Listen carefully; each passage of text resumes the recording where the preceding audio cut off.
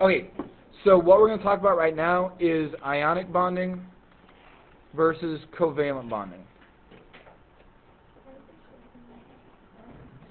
Okay, so the reason why it looks weird and shaky and stuff is because my computer sucks and this is a cheap piece of programming. So, do the best we can. Alright, so here's the deal.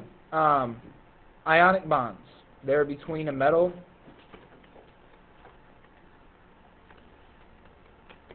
and non-metal.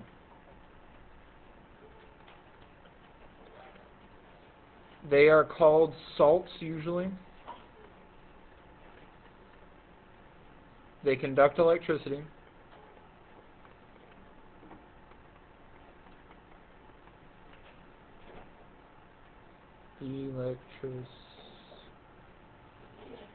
CIT? TY, right? Sure. Alright. And then the last thing is it's usually solids at room temperature.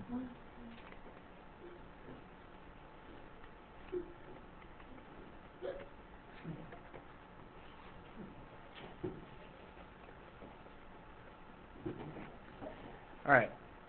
So this is what an ionic bond is. So, give me some examples of an ionic bond. Between a metal and a non-metal, what do you usually have?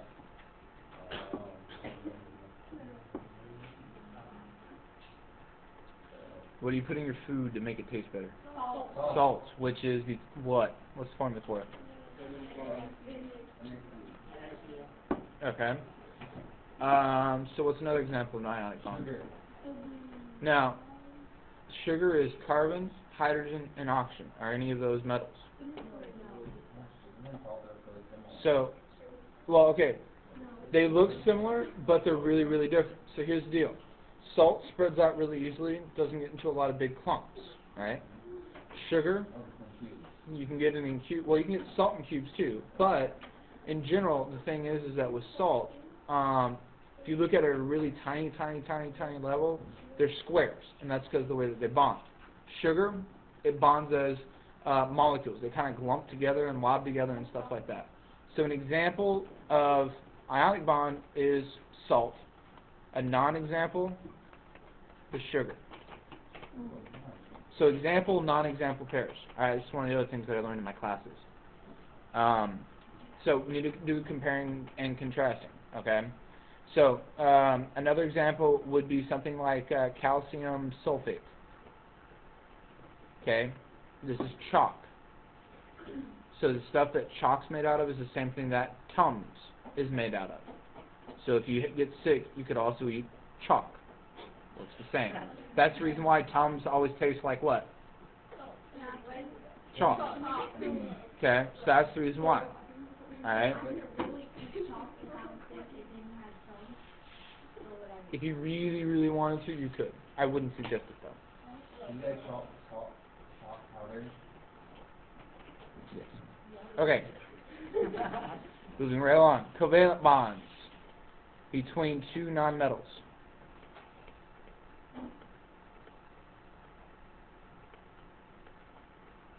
Alright. Yes. Sugar is an example. Another example is water. Pure water is an example of a covalent compound. No, it looks like an L. Wait, so ionic is metal and non-metal? Metal bonded to a nonmetal. Okay. Metal and nonmetal bonded together. And covalent is between two nonmetals. Okay, so what about metal and metal? Metallic bonding. Wait, that's what? Okay, metal, a metal bonded to another metal, A, usually doesn't happen. B, that's called metallic bonding. And we don't talk about that very much, but we'll talk about that more in the next unit. What do you mean? Okay. Does not conduct electricity.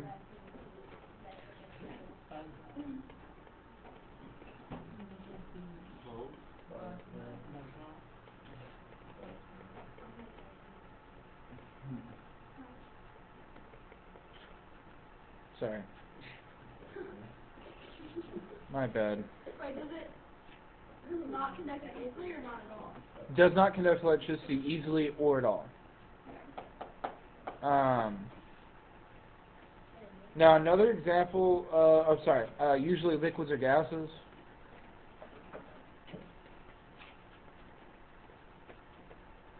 At room temp. One notable example is sugar. But water at room temperature is a liquid. Gasoline is an example of a covalent compound because it's just C's and H's that are bonded together because that's octane. You got lighter fluid, methane. Those are all examples of covalent compounds because it's two nonmetals bonded to each other. Okay. Let's see, what else was it? Well, no, I don't talk about the melting point. Oh, I know.